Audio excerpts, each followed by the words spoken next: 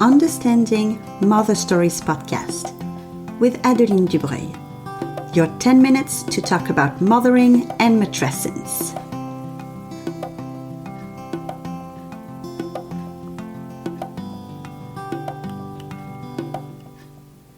Hello Mama, I am so happy to be here with you again this week and accompany you in your mother journey. Today, I want to talk about the needs of the new mom, the mom who just gave birth and is in the very first days or weeks postpartum. If we establish a little story here, we have a mother who was pregnant for about 9 months. She has already endured months of enormous change in her body, her mind, her hormones, her emotions. A lot has changed already.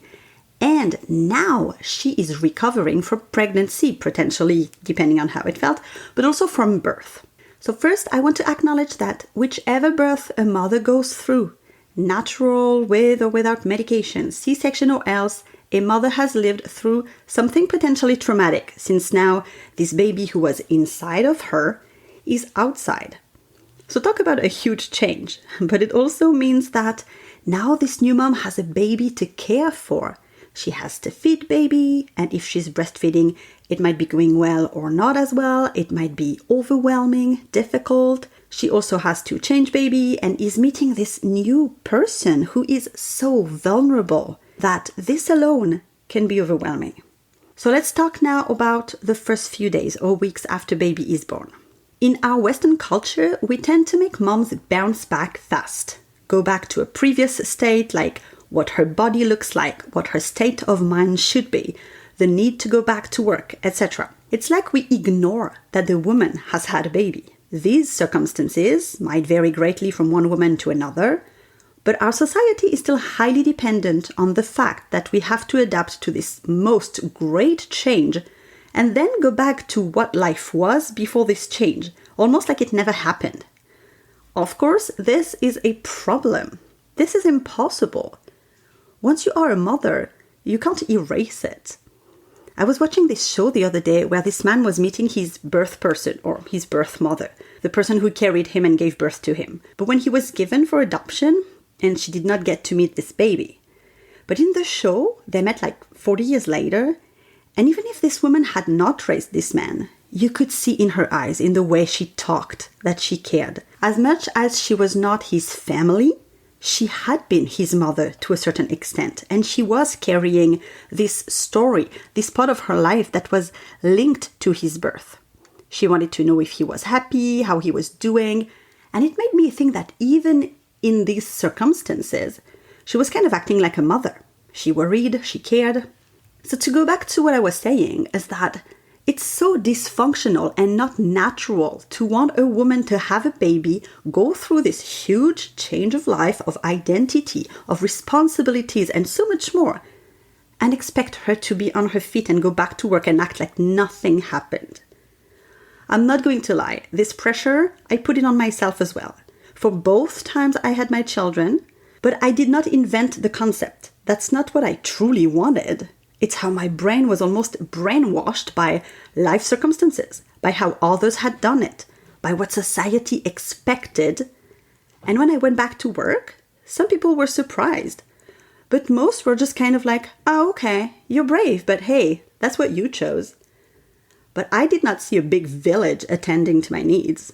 I had my parents here for us for about 2-3 weeks each time, thankfully. But after that, I was still postpartum, I was still hormonal, I was emotional, and I felt like I had to suppress this a little, ignore it. So anyway, I'm not going to dwell longer on this aspect, and there is a lot more I could say, but I think we need to educate women on this part of their life so they can feel like they have the choice to just be this new mother, to take the time to heal, to be cared for, and to care for themselves only. It's a community responsibility, at least it should be. It used to be a long time ago.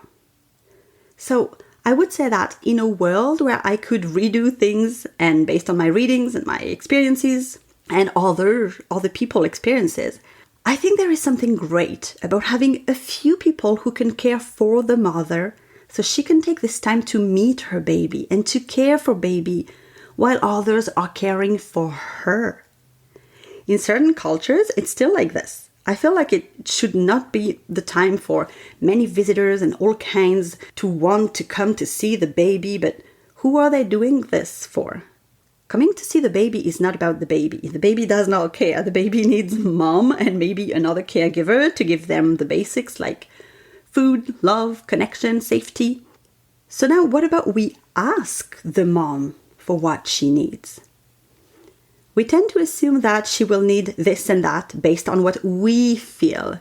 But this is not about what the visitors or the people around feel. This time is about mom and baby, and it's time for respectful mothering. Little hint to episode 6 if you haven't listened to it. The best way to support a new family is to ask the mother what she needs and empower her to speak up on her actual needs. Often, it's not about having visitors and receiving many things that they might honestly never use. So I'm just going to finish on this cool idea that I have seen here and there, and I think it's a great help, and it is to write a quick letter to visitors. In this letter, you can be thankful for people wanting to help and come and be around, and you can actually say that you might not want visits, that you might need someone to pick up groceries, clean the kitchen or the bathroom.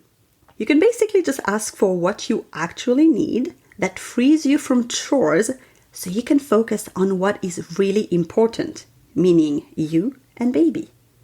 A really cute way to do it is to write this letter like it's written by the baby. So something like, "Hello new friends, my name is," insert name of your baby, "and I am excited to meet you in the near future. Right now, I need to be fed and sleep around my parents, so if you would not mind helping them around with," and then you insert how people can help, and that can be anything you want based on who this letter goes to. Do you see what I mean? Let's just give space to mothers, to new parents, to discover their family dynamic. And a way we can be their community is just to ask, how can I help?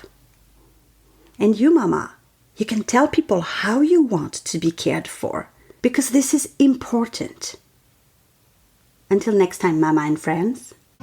Hey mama, would you like to have some more clarity on the kind of mother you want to be, or you need help to get where you want to be? Then go to omama.ca and grab my free journaling challenge. I will help you every single day get where you want to be.